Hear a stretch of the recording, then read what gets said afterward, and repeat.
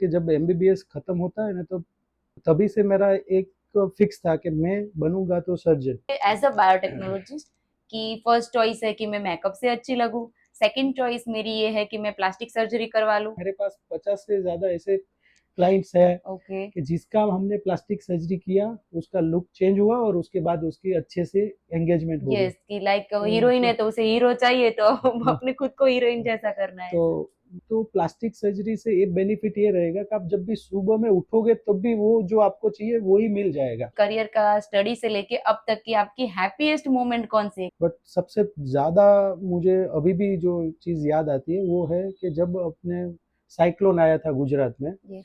तो उसमें एक ही परिवार के 4 लोग तो स्पॉट्स पे ही एक्सपायर हुए थे, बट उसमें एक 12 साल की बच्ची बच गई थी। सूरत में हमने 45 डेज आईसीयू में भी रखा, उसके बाद उसको नया जीवन दान भी दिया, और जहाँ पे कुदरत से सामने लड़ के भी हम कुछ कर सके। डॉक्टर की मेन खुशी क्या है कि उसका पेशेंट हैप्पी हो। Yes. Hello everyone, welcome to my podcast again. I am Renuka, biotechnologist. I am host. Now, thank you so much for subscribing the channel, and for more information, for more informative podcast, subscribe the channel more. Now, our today's guest is a plastic surgeon, consultant cosmetics and reconstructive surgeon, Dr. Dilip Varia. Welcome sir. Namaste. Thank you, Renuka, for giving this opportunity, and we will talk about the plastic surgery. It is really important. So there is many myth, and they are not properly fact knowing about the plastic surgery. So it's, for me, it's a great opportunity. Thank you. Okay sir, now my first question arise in my mind that कि medical के अंदर सभी बच्चे MBBS MD सब करते हैं, तो आपने एज अ प्लास्टिक सर्जन मेरे को बनना है, वो डिसीजन कब लिया और क्यों लिया? ये बहुत ही अच्छा क्वेश्चन है, और इसके लिए एक थोड़ा लंबा स्टोरी ऐसा है कि जैसे मान लो कि कोई भी डॉक्टर्स बनता है, तब उसके माइंड में ऐसा कभी भी नहीं आ सकता है कि मैं आगे जाके प्लास्टिक सर्जन बनूंगा। बट हुआ ऐसे कि जब एमबीबीएस खत्म होता है ना, तो 50% लोग ऐसे रहते हैं कि मुझे कोई सर्जरी ऐसी ब्रांच नहीं चाहिए, मुझे मेडिसिन वाली ब्रांच चाहिए, सर्जरी से हमें डर लगता है, ऐसा कुछ होता है। तो तभी से मेरा एक फिक्स था कि मैं बनूंगा तो सर्जन, क्योंकि मेडिसिन सिर्फ पढ़ के या यूट्यूब से या कुछ भी इंफॉर्मेशन से you can make, but surgeon बनने के लिए आपको 3 साल कड़ी मेहनत करनी पड़ती है, जब भी आपका हैंड वैसे ट्रेन होगा तो ही। तो मेरे पहले से दिमाग में ऐसा ही था कि मुझे सर्जन बनना है। जैसे एक एग्जांपल देखें, अगर आपको स्विमिंग सीखना है या फिर साइकिलिंग चलाना है, तो आप कितनी भी किताब या कुछ भी पढ़ लो, बट वो सीख नहीं पाओगे। एक्सपीरियंस नीडेड है। हाँ, तो जो सर्जन है वो जो एक्सपीरियंस करके बनता है, जયારે एमडी जो है वो पढ़ के नॉलेज से हो सकता है। तो इसीलिए मेरा पहला टारगेट था कि मैं सर्जन बनूं। यस। जब सर्जरी की पढ़ाई चल रही थी, तब जाके आइडिया आया कि प्लास्टिक सर्जरी सिर्फ कॉस्मेटिक रिलेटेड नहीं है। काफ़ी लोगों को जो कैंसर होता है, उसी में प्लास्टिक सर्जन करके उसको नया लाइफ दे सकते हैं हम। किसी को चेहरा जल गया है या बर्न्स हुआ है या कोई एक्सीडेंट हुआ, उसी में भी प्लास्टिक सर्जरी होती है। तो प्लास्टिक सर्जरी बहुत वास्ट सब्जेक्ट था, इसीलिए मैंने फिर प्लान किया कि चलो plastic surgery will be the my first choice. Okay. बाकी अदर ब्रांच में मुझे समहाउ कहीं ना कहीं ऐसा लग रहा था कि I am not made for that branch. Yes. Like neuro surgery में कैसा होता है कि अगर पेशेंट का आपने सर्जरी किया, फिर रिकवरी आपके ऊपर डिपेंड नहीं होता है। वो टाइमिंग कितना हुआ, न्यूरल टिश्यू कितना डैमेज हुआ, वो उसके ऊपर और वो सेल्फ होता है। Yes.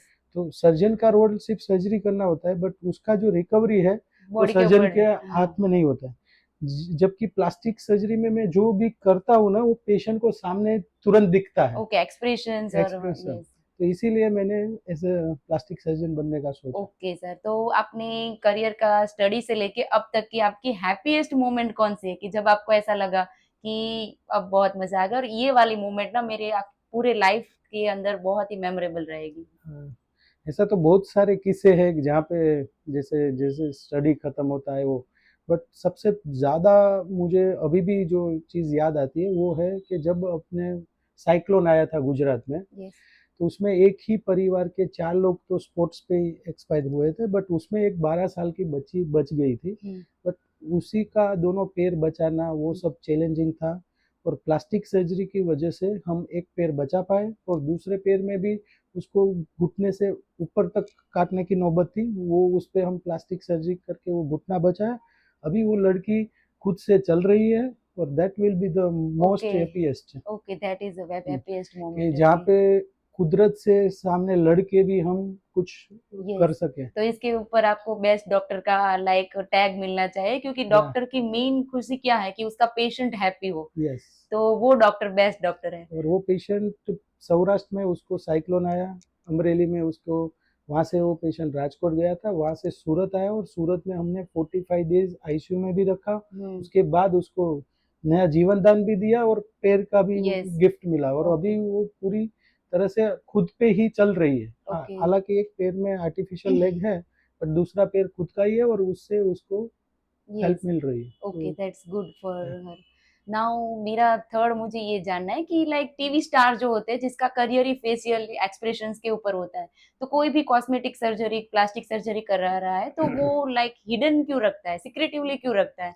Why they were not publishing कि ये करवाए, ये डॉक्टर बेस्ट है, चलो इसको बताते हैं सबको और सब फॉलो करें। हाँ, तो इसीलिए कि क्या है कि लोगों को जो जो चेंज करना है, वो अगर खुद की मेहनत से हो तो वो लोग उसका रिवॉर्ड लेने की कोशिश करते हैं, बट जो उससे खुद से नहीं हो रहा है तो वो लोग ट्राई ऐसा करते हैं कि जो मैं जो हूँ वो नेचुरल हूँ, और उसी को एक्सप्रेस करने के लिए वो ज़्यादातर कॉस्मेटिक सर्जरी अगर करवाते तो भी वो सामने नहीं आते। मान लो कि आपने डाइट किया, एक्सरसाइज किया, और आपका वजन कम हो गया, तो आप यस, वो पब्लिकली पब्लिकली सबको सबको बोलते हैं कि बोलेंगे। मैंने इतना वेट लॉस किया है हाँ, ऐसा। बट काफी ऐसे भी लोग हैं जिसमें सर्जरी करवाते हैं, उसके बाद रिजल्ट देखते हैं और फिर बोलते हैं कि मैंने ये जिम या डाइट से किया। तो ओके, तो ये ये सीक्रेट ही रखते हैं। साइकोलॉजी है लोगों की। तो वो बट उसको। मेरे जो, अगर 10 पेशेंट लूँ ना, तो 2 पेशेंट ऐसे भी होते हैं कि ना सर, मैं आई एम हैप्पी, ओके। मेरा ये जो प्रॉब्लम्स था और ये सॉल्व हो गया, और आई एम पब्लिकली। ओके। तो मेरे काफी वीडियोस आप अगर देखोगे तो हाँ। पेशेंट खुद सामने से आता है, बट 80% लोग ऐसे होते हैं कि वो लोग किसी को बताना नहीं चाहते। ओके। तो मुझे वो भी ध्यान रखना पड़ता है कि उसकी जो कॉन्फिडेंशियलिटी है वो हमें मेंटेन करनी होती है, क्योंकि पेशेंट अगर पब्लिक में भी मिले ना तो भी मुझे वो नहीं बोलना है कि कैसा है आपका सर्जरी। तो वो सब चीजें होती है। ओके, तो अभी लाइक लेडीज के अंदर, सारी वुमेन्स गर्ल्स सबके अंदर सबको अभी ग्लैमरस और ब्यूटीफुल ही दिखना है, तो सब लोग कॉस्टली मेकअप, कोई है कॉस्मेटिक प्लास्टिक सर्जरी है, तो ये सारी चीजें अफोर्ड करके वो अपना वो कराते रहते हैं। तो आपके अकॉर्डिंग अगर मैं आपको 3 चॉइस दूं कि फर्स्ट चॉइस है कि मैं मेकअप से अच्छी लगूं, सेकंड चॉइस मेरी ये है कि मैं प्लास्टिक सर्जरी करवा लूं, और थर्ड चॉइस है कि मुझे करियर अपनी जो गॉड गिफ्टेड स्किन है वो स्किन कलर से ही करियर बनाना है, तो आपके अकॉर्डिंग कौन सा बेस्ट ऑप्शन रहेगा? इट्स डिपेंड के देखो, मेकअप का क्या प्रॉब्लम्स है। मेकअप्स आपने करवाया, नेक्स्ट डे पे जब आप उठोगे तो मेकअप नहीं रहेगा। बट जो लोग उसी से अगर खुश है कि भाई टेम्परली सही, बट उससे मेरा काम हो रहा है, तो they can it's do. Fine. But makeup आज किया, फिर कल वो चला जाएगा, हाँ। और अगर उससे आपको वापस वही माइंड में आता है, तो प्लास्टिक सर्जरी से एक बेनिफिट ये रहेगा कि आप जब भी सुबह में उठोगे तब भी वो जो आपको चाहिए वही मिल जाएगा। यस।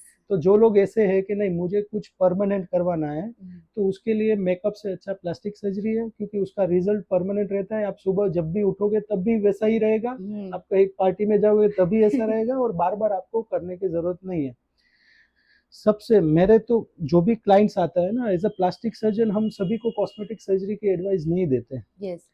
हम वो लोग में ही कॉस्मेटिक या प्लास्टिक सर्जरी करते हैं कि जो खुद से वो पसंद नहीं है। ओके। अगर गॉड ने जो दिया है और वो सही है और उससे हैप्पी है तो कोई बात नहीं, बट गॉड सभी को एक जैसा नहीं नहीं बनाता है, बनाते। और काफी लोगों को कुछ ना कुछ कमी लग रही है। तो जो लोग को ऐसा फील होता है कि नहीं मुझे मेरा नाक ठीक नहीं लग रहा है, या मेरे बालों का ग्रोथ ठीक नहीं लग रहा है, या मेरे चेहरे पे ये दाग आ गया है, या कुछ भी है, अगर कुछ कारण सर, अथवा या फिर मेरा बॉडी मोटा लग रहा है, मैं डाइट कर रहा हूँ, जिम कर रहा हूँ, मुझे रिजल्ट नहीं मिल रहा है, अगर ऐसा कुछ भी है तो आप प्लास्टिक सर्जरी करवा सकते हो।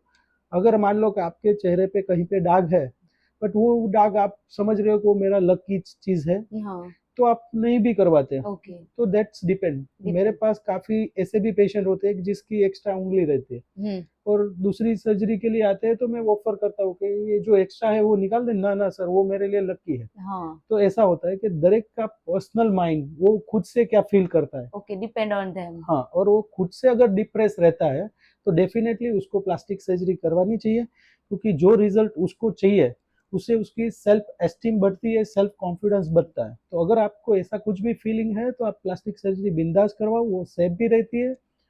और अगर आप कुछ भी प्रॉब्लम है, मान लो आपकी नाक टेढ़ी है बट आप खुश है, तो आप मत करवाओ। तो जब भी मेरे पास क्लाइंट आता है तो हमारा पहला क्वेश्चन यही रहता है कि आपको कितना ज़रूरी लग रहा है। अगर उसको बहुत ही इम्पोर्टेंट है वो, तो ही हम उसमें सर्जरी करवाते हैं। ओके, तो अभी प्लास्टिक सर्जरी के अंदर बोलते हैं कि लाइक अगर सर्जरी करवाते हैं, नॉर्मल फेस के जो एक्सप्रेशन है और सर्जिकल फेस के एक्सप्रेशन है, दोनों में डिफरेंस दिखता है या नहीं? नहीं, उसमें क्या होता है कि जो क्लाइंट का डिमांड क्या है वो इम्पोर्टेंट है। मान लो कि कोई क्लाइंट है कि उसको जो डिफॉर्मिटी है उसी को चेंज करवाना है, या तो ऐसी सर्जरी में आप बोल भी नहीं सकते हो कि पेशेंट का खुद भी प्लास्टिक सर्जरी हुआ है। और आपने अभी भी बोला था कि लोग सामने से नहीं आते, तो काफ़ी सारी रिजल्ट ऐसे ही होते हैं, वो बहुत नेचुरल होते हैं और हम भी कोशिश यही करते हैं कि वो नेचुरल रिजल्ट दे। बट काफ़ी सारे पेशेंट का खुद का डिमांड होता है कि नहीं, मुझे पर्टिकुलर ये सेलिब्रिटी जैसा ही लुक चाहिए अथवा ऐसा ही है। तो अगर आप बहुत एक्सटेंसिव अगर उसमें चेंज करवाना जाते हो, तो काफ़ी बार ऐसा भी होता है कि वो तुरंत सबको पता चल जाता है। Yes, yes. तो आप कितनी एक्सट्रीम पे जाते हो, आपके क्या चेंजेस है, उसके ऊपर डिपेंड रहेगा कि लाइक माइकल जैक्सन ने भी हाँ, अपना पूरा वो सब हाँ, कुछ लाइक प्लास्टिक सर्जरी के सो ऊपर ही हाँ, डिपेंडेंट है, तो ऐसा आप कुछ। उसको सब लोग बोल देंगे कि ये प्लास्टिक सर्जरी से ही है। हाँ, तो बाकी काफ़ी सारी ऐसी सेलिब्रिटी से या काफ़ी सारे इतने लोग हैं, मेरे पास भी इतने पेशेंट आते हैं कि जिसका माइनर माइनर हम चेंज करते हैं और उसमें वो लोग पता ही नहीं कॉन्फिडेंस, चलता हाँ, है कि लाइक और नेचुरल किसी लुक ने, लाइक हाँ, की तरह लगता है। और अभी की जो यंग जनरेशन है, स्पेशली जो लोग एंगेजमेंट और उसी बात होती है, और अगर उसको कोई फिजिकली कोई डिफॉर्मिटी है तो लोग डेफिनेटली आते हैं और सर्जरी के बाद ही वो लोग एंगेजमेंट का करते हैं। और मेरे पास 50 से ज़्यादा ऐसे क्लाइंट्स हैं ओके। कि जिसका हमने प्लास्टिक सर्जरी किया, उसका लुक चेंज हुआ और उसके बाद उसकी अच्छे से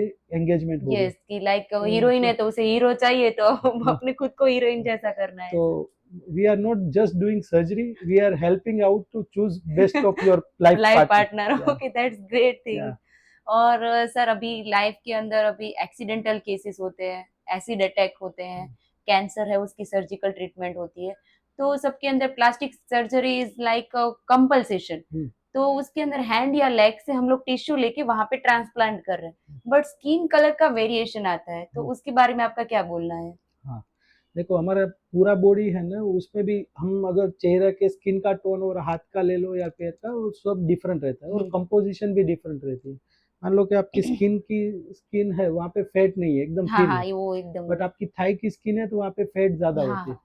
तो जब भी हम ऐसी सर्जरी करते हैं, कहीं से पार्ट्स लेते हैं, तो हमें पहले तो क्या होता है कि वो पार्ट्स सर्वाइव हो जाए और वहाँ पे सेटल हो जाए, वो हमारा पहला टारगेट होता है। तो जब भी हम टिश्यू लेते हैं तो वहाँ पे अगर चर्बी, मान लो कि यहाँ पे हमें स्किन थाई की लोग लगानी है, हाँ। तो हम पहले क्या करेंगे, पहली सर्जरी हो जाए, वहाँ पे उसका ब्लड एस्टेब्लिश हो जाए, फिर हम 6-8 महीने के बाद थोड़ा रिवीजन सर्जरी करके उसमें कोशिश कर सकते हैं कि वो नियर नॉर्मल आ जाए। ओके। बट डेफिनेटली थोड़ा फर्क, जब आप बॉलीवुड में देखते हो कि पूरा एक चेहरा पूरी तरह से चेंज हो जाता है, ऐसा ऐसा नहीं होता है, हल्का सा फर्क दिखता है। और वो फर्क बॉलीवुड में भी आपने देखा होगा कि वो लोग बाद में मेकअप से हाइड हाय, करते हैं। Okay, okay. तो प्लास्टिक सर्जरी से आप नियर नॉर्मल हो जाओगे।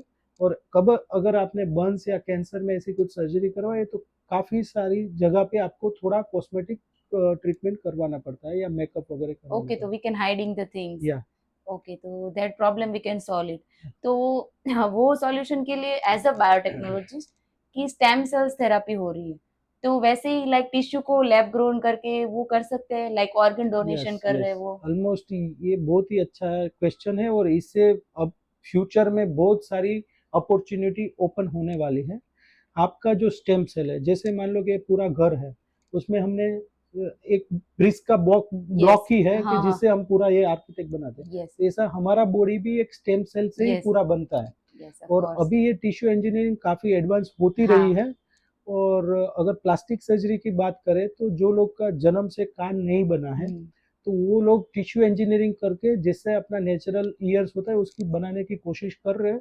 ऑलमोस्ट 80 से 20 मोर टू देन 30, 80%? हाँ ओके 20 टू 30% वो रिसर्च में अभी कंप्लीट भी हो गए हैं। ओके बट अभी भी कुछ कुछ ऐसी चैलेंजिंग चीज है जो अभी ऑन रिसर्च है। Okay but definitely I think within 5 to 10 years it will become a best okay hope okay in research in field we can research. Yes, develop. Okay. definitely. और basic ये है कि like cancer का मैंने बोला कि ये plastic surgery है, तो अगर प्लास्टिक सर्जरी में पर्सनली अगर कोई पेशेंट है उसे प्लास्टिक सर्जरी नहीं करवानी, हम्म, कैंसर का नोड है वो रिमूव कर दिया, तो हम्म। Is that okay for him और हर? नहीं, वो कैंसर कितना बड़ा है, कितना ट्यूमर है और वो कितना निकालना पड़ता है उसके ऊपर है। काफी बार अगर आपने बहुत स्टेज 1 में है या छोटा लीजन है तो वहाँ पे प्लास्टिक सर्जरी की जरूरत नहीं पड़ती। अगर आपका कैंसर बहुत ही एडवांस हो गया है, आपके 1 या 2 टिश्यू के ऊपर, मान लो कि हाँ आपका स्किन कैंसर था वो, बट वो हड्डी तक चला गया ओके है, डीप लेयर। हाँ तो बहुत डीप गया है तो उसमें बड़ा सा टिश्यू निकालना पड़ता है। तो अगर ऐसा कुछ है तो डेफिनेटली आपको प्लास्टिक सर्जरी करवाना ही ओके पड़ता है। और हाँ, कंपल्सेशन हो जाता है। वो दिखने के लिए नहीं, फंक्शन के लिए। मान लो कि ओके आपका लोअर जो नीचे से निकल गया तो आप खाना कैसे खाओगे, बोल कैसे पाओगे? हम्म तो बोलना है, अगर खाना खाना है तो हमें जो बोन चाहिए। यस तो इसी वजह से हमें कैंसर में अगर एडवांस कैंसर है तो प्लास्टिक सर्जरी करने की जरूरत होती है। ओके और अभी जो आपने बोला ना कि टिश्यू इंजीनियरिंग, हाँ नया ऑर्गन नहीं, बट अभी हम स्टेम सेल को यूज करके हेयर ग्रो करवा रहे हैं, वो अभी ओके हो रहा है। Hair transplant. हाँ, हेयर ट्रांसप्लांट, या जिसको बालों की डेंसिटी कम हो गई तो उसमें से स्टेम सेल से ओके वी जो, कैन डू हाँ, इट। ओके स्टेम सेल से हम एक्सोसोम बनाते हैं और हाँ उसी से हम हेयर ग्रो कर सकते हैं, उसी ओके से जॉइंट रिप, जो हाँ अर्ली कार्टिलेज डैमेज है वो सब हो सकता ओके है। और ऑटो इम्यून कंडीशन है ये, जहाँ पे हम पेशेंट का खुद का फेट लेके उसमें से स्टेम सेल को हार्वेस्ट करके पेशेंट को इंजेक्ट करते हैं। ओके तो तो वो अच्छा है। हाँ, जैसे डर्माटाइटिस है, किसी हम्म, को सोरियासिस है, या हाँ ऐसी कंडीशन में भी अभी होप है कि ये टिश्यू इंजीनियरिंग उसमें काम ओके लगेगा। हाँ हाँ वो तो है।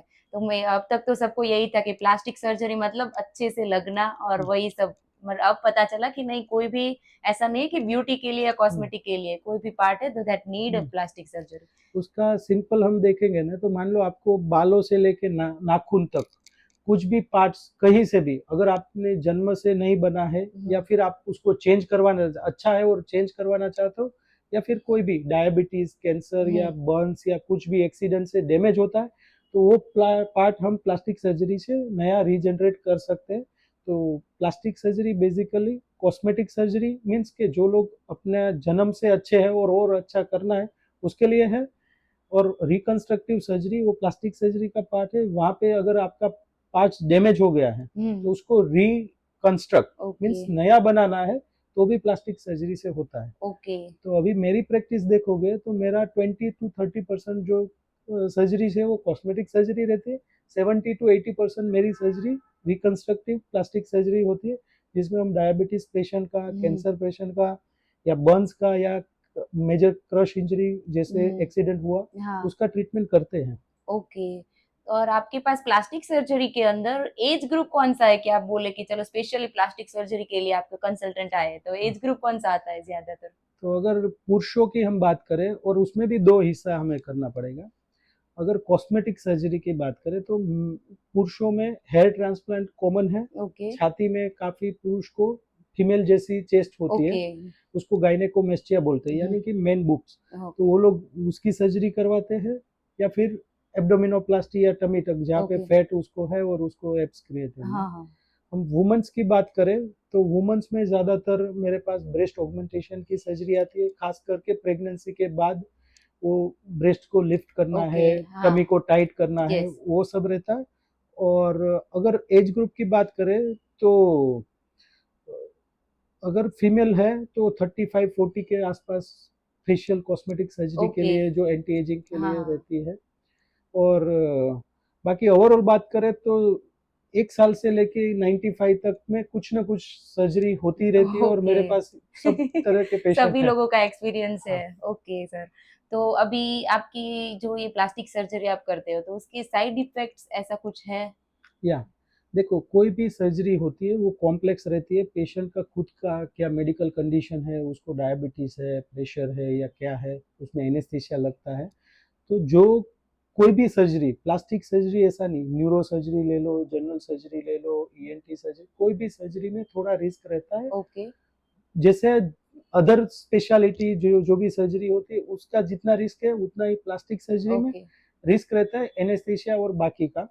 बाकी जो सेफ्टी की बात करें तो सब सर्जरी ऑलमोस्ट सेफ रहती है, यस अगर प्रिकॉशन और आप अच्छे डॉक्टर्स के पास जाते हैं तो ज्यादातर आउटकम अच्छा ही रहता है। ओके तो plastic surgery is safer not या दैट मच काइंड ऑफ हाँ, harmfulness yes, little bit risk with good management and good hospital and good doctors it can expertise manage. है तो फिर वो रिस्क कम हाँ, रहता और है। काफी बार अगर आउटपुट जो पेशेंट को चाहिए वो नहीं मिला या कुछ इन्फेक्शन हुआ या कुछ भी, तो माइनर रिवीजन सर्जरी से वो अच्छे हो जाएंगे। ओके उसमें कोई लाइफ रिस्क है ऐसा ओके कुछ ऐसा नहीं कुछ होता। नहीं है। हाँ, काफी लोगों को 1 या 2 बार रिवीजन सर्जरी करने की जरूरत पड़ती है, hmm but overall they are safe like that. Okay तो अभी प्लास्टिक सर्जरी रोबोटिक्स के साथ कोई इंटरकनेक्शन अभी है या फिर इन यस, फ्यूचर की बात है? रोबोटिक सर्जरी बेसिकली अभी क्या है कि जितने डीप ऑर्गन है उसके लिए अभी बेस्ट है। मान लो कि आपको पेल्विस के अंदर जाना है, हाँ जहाँ पे हमारा इंस्ट्रूमेंट इजीली यस नहीं जा रहा है, ब्रेन की कॉम्प्लेक्स सर्जरी करवानी है, तो वहाँ पे तो अभी बहुत ही एडवांस है।